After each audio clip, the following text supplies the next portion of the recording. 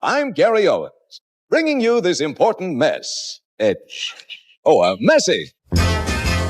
60s were a turning point in American culture and in science fiction. For sci-fi movie lovers, it's now remembered as the decade that brought us Stanley Kubrick's groundbreaking 2001 A Space Odyssey, the beloved adaptation of H.G. Wells' The Time Machine, and one of the greatest twists ever in Planet of the Apes. You maniacs! You blew it up! Unfortunately, much of the decade's other great science fiction films haven't stuck around with modern audiences and are slowly being forgotten. Not if we have anything to do about it. Let's hop into our time machine and head back to an era where the ideas were bigger and better than most of the special effects they could pull off, but nonetheless left their mark on movie history.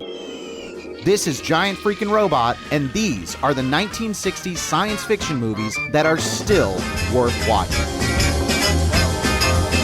Now stay tuned for this most important message. Italian genre maestro Mario Bava made one of the biggest impacts on sci-fi cinema with Planet of the Vampires.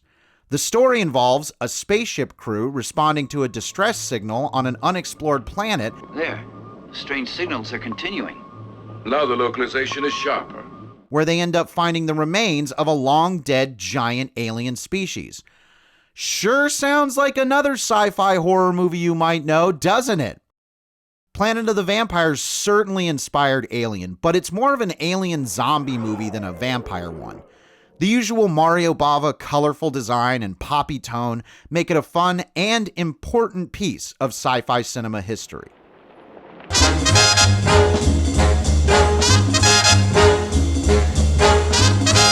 Steve Urkel tried to copy it.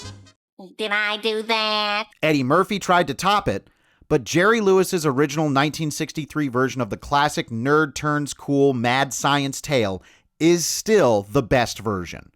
Lewis plays a geek who does everything he can to stop being a geek. He even tries working out, but it goes so badly that his doctor tells him to give it up. Only some men react to bodybuilding exercise. But a man of science never gives up. He finds a chemical formula that transforms him into the confident person he's always wanted to be. Now that your desperate attempt at having a good time's flunked, have no fear. Buddy's here.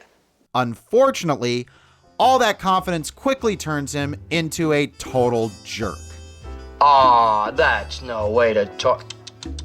Jerry Lewis both co-wrote and directed the movie. He used video playback after each scene to meticulously evaluate what he'd done.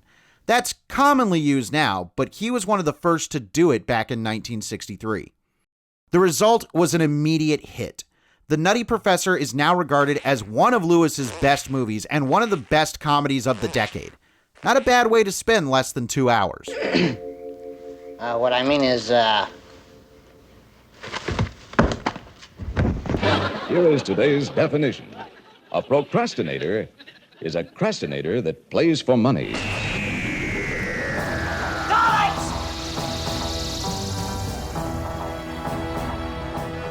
You know Doctor Who is a television show, but in 1965, The Good Doctor got a big screen feature film called Doctor Who and the Daleks.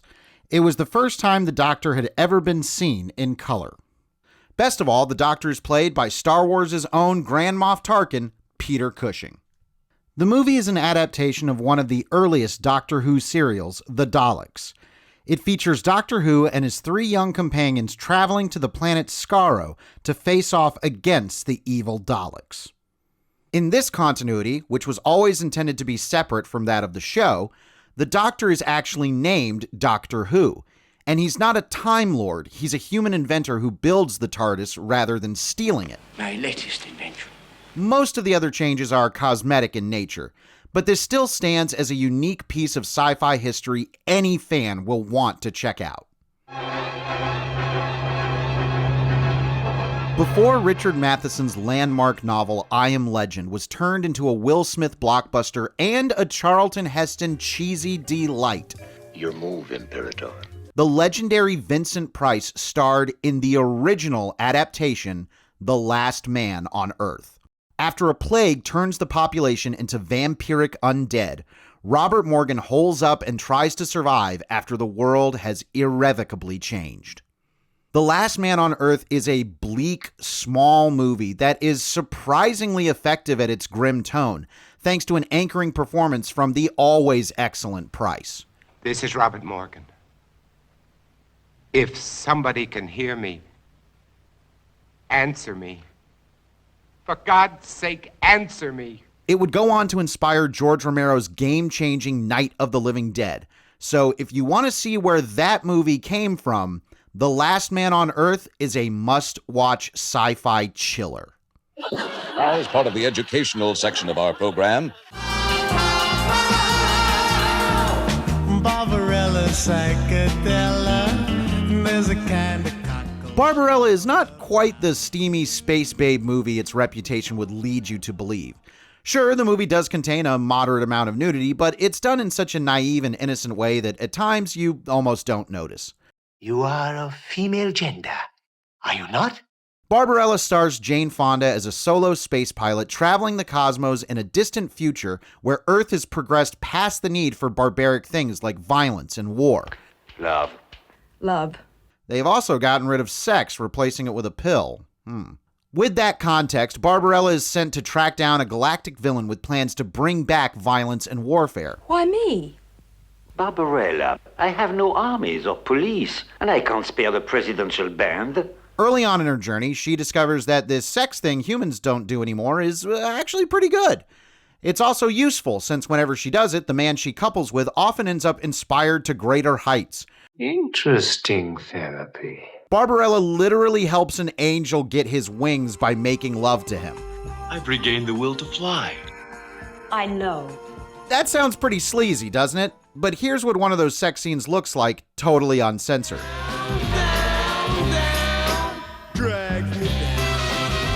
The sex all happens off camera, and what you're actually watching is a series of beautifully constructed sci-fi set pieces in which actors of varying abilities wear lovingly crafted and totally unusual costumes. It's clear their goal here was to create something more than a space movie.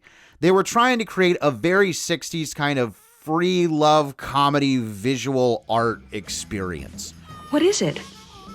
Essence of man. Do they succeed? That'll be up to you, but we can say for sure that there is no other movie like Barbarella, and it's a staple of the decade for a reason.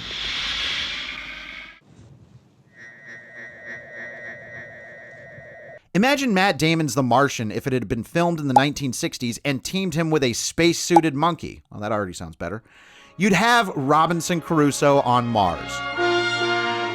The movie's main character isn't named Robinson Crusoe, but other than that, it's a pretty straight adaptation of the Daniel Defoe classic novel, if it took place in space. Most of Robinson Crusoe on Mars was filmed in Death Valley, but you'd never know it.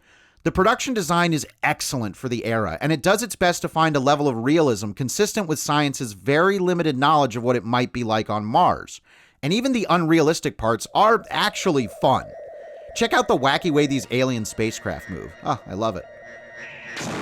As a bonus, Adam West appears briefly in the movie as a cocky astronaut. He's there just long enough to make you wonder why he wasn't cast as the movie's lead. How about some turkey with mashed potatoes?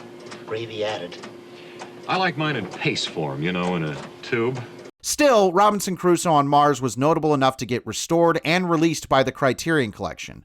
That should tell you it's a worthy watch. I'm Gary Owens with this timely message. It's 8:03. In Seconds, screen icon Rock Hudson gives one of the best performances of his career as an aging stoic lured in by a secret company that can change his identity and make him younger as a means to find happiness without responsibilities. In his new identity, he soon falls in with a bunch of naked hippies and finds himself entangled with an unsettling woman who has also fled her boring life.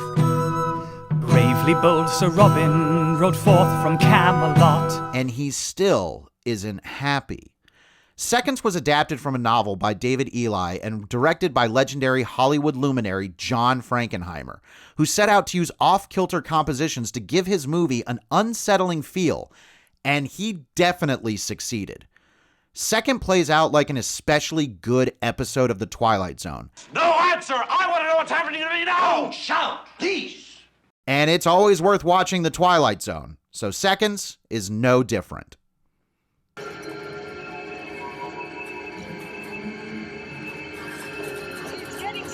Released as 5 Million Years to Earth in the US, Quatermass in the Pit is actually part of a series of sci-fi horror classics surrounding the character of Professor Bernard Quatermass, but this is the best of the bunch.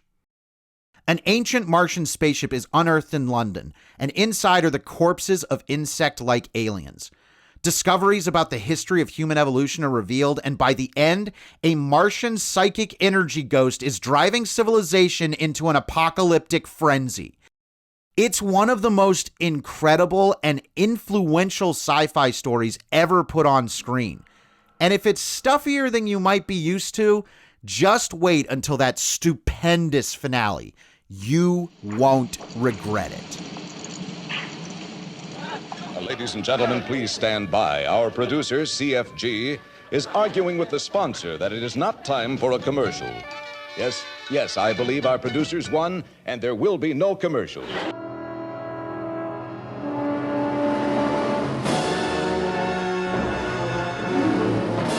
Shortly before humans landed on the moon and found out what it's actually like, Hollywood produced this H.G. Wells adaptation which uses a nifty framing device to hold it all together. Imagine if Neil Armstrong took his one small step and then found a note written by someone from 1899 telling him he wasn't the first. First Man in the Moon soon flashes back to that original secret 1899 mission and explores what it might have been like if man had gone to the moon during the Victorian era. The answer is they might have ended up underground and encountered a secret moon interior full of awesome Ray Harryhausen stop-motion monsters.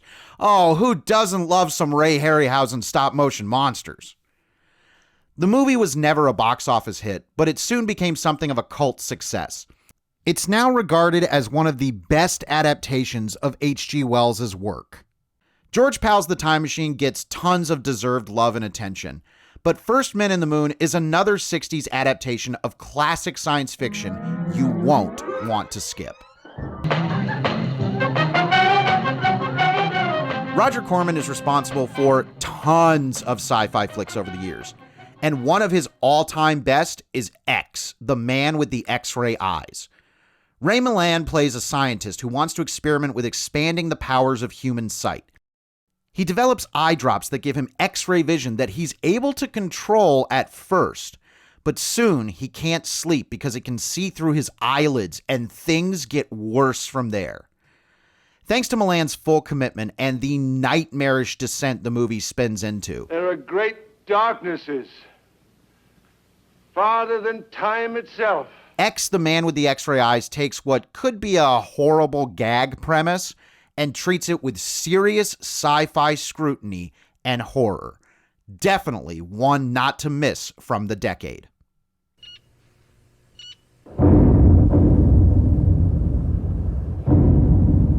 Long before Miss Frizzle took the magic school bus into one of her students, and the Futurama crew traveled into Fry's bowels. Look, a starling! Really? Fantastic Voyage explored the inside of a Soviet defector. The movie won multiple awards. And the winner is Art Cruikshank for Fantastic Voyage. Features a star-studded cast and has provided the visual language for every film or television show you've seen that goes inside the circulatory system. Released in 1966, Fantastic Voyage is a technical marvel of its day.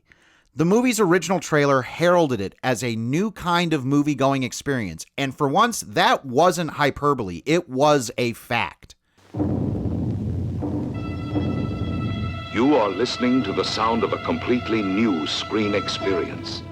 Isaac Asimov, one of the greatest sci-fi authors of all time, wrote the novelization of the film, which came out before the movie. Today, Fantastic Voyage stands out as a turning point in sci-fi movies by exploring a brand new setting that had never been done on this scale before.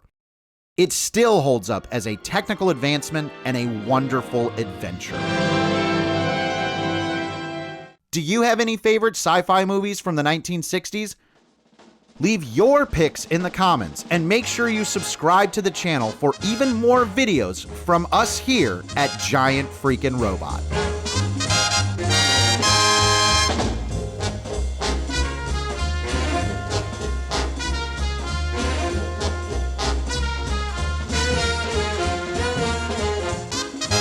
The preceding show was pre-recorded earlier by a group of young senior citizens.